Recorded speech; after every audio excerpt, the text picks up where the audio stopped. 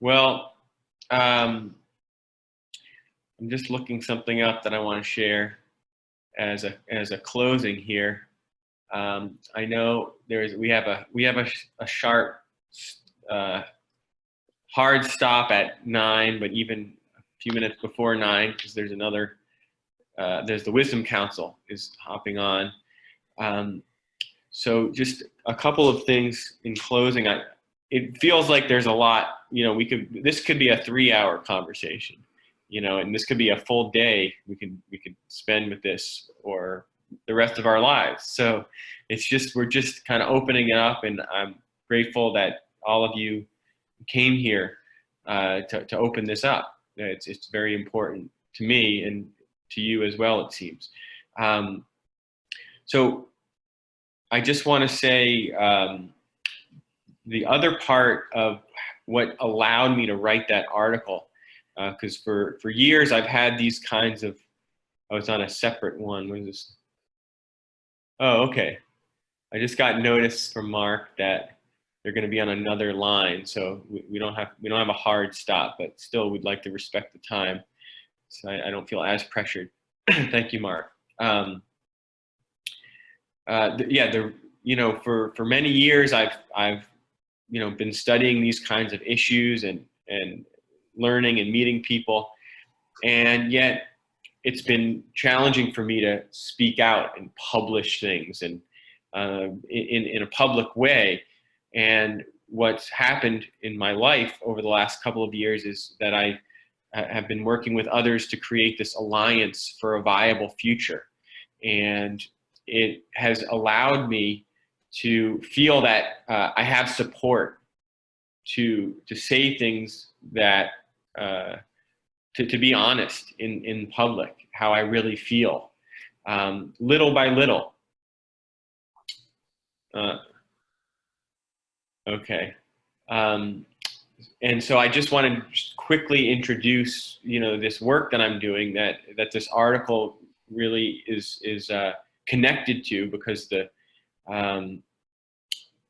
a proposal at the end of the article that is going to be sponsored by the Alliance to create dialogue.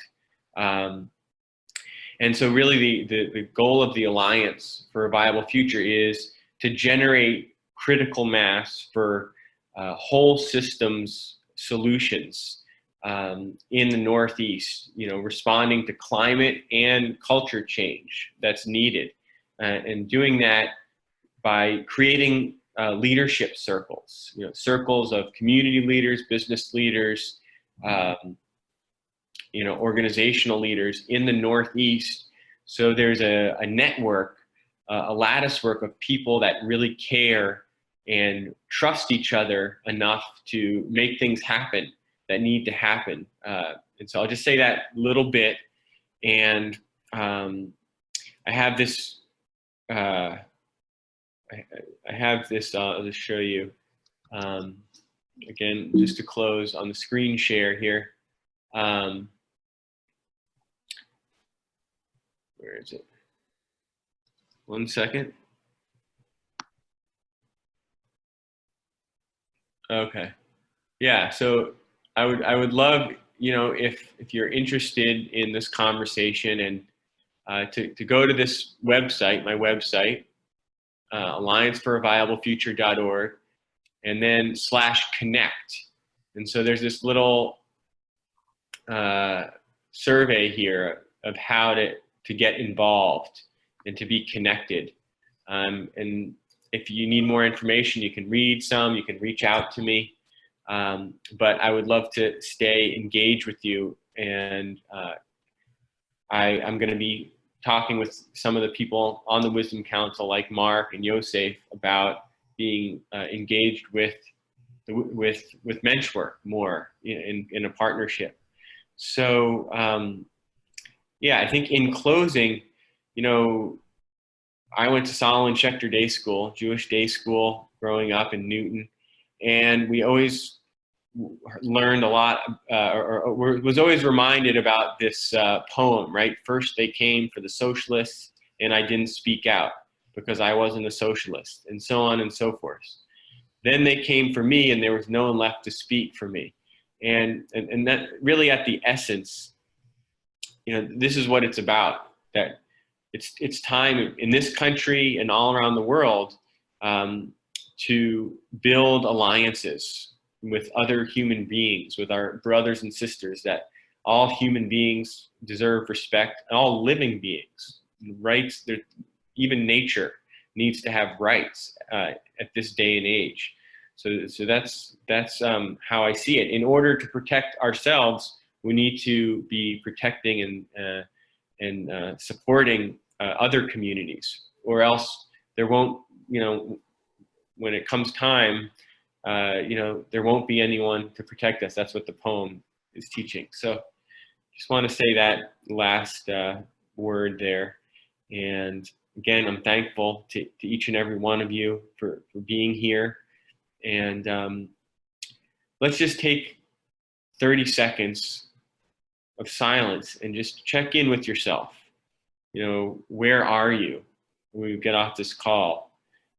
Just to be here. Where are you in your body, in your mind? What emotions are you feeling? What thoughts are going through your head? And what are you feeling compelled to do? Maybe there's a next step in your mind. Maybe I want to reach out and talk to someone in my life. Maybe I want to write something down. I want to spend some time writing, or maybe I want to get a book, or I want to watch a documentary, or what's one next step for you that you want to do? That's my coaching hat. I also do coaching, so always got to take some action. So encourage you to write that next step down, and then there's something that's moving. You're moving forward. So I'll just leave it at that. Okay, I'm going to turn it back to Elliot. Thank you, everyone. Lev, I want to thank you for your energy tonight. I think if we had more time, we'd all share some of our challenges, but I get energized from a younger man than most of us on this call, seeing your enthusiasm and idealism. And Yasha to you, and your energy fills the circle. I just got a message from Mark. They do need this line too. So otherwise, I'll give everybody a chance to sort of express their gratitude to you, Lev, and to Menschwork for sponsoring this. So blessings to you, and I look forward to continuing this. And so perhaps, in another cycle, we'll do part 2 of this, because it really is a very, very deep and touching many areas. Yeah. So everyone, just a big Shema, Echad, these big unifying alliances that Lev is talking about. I want to put my one shekel in too. So thank you all for participating, and look forward to seeing you again at our other webinars. And I'll tell Mark Jacobs that the line is now theirs. Okay, thank you. Good night, everybody. Good night.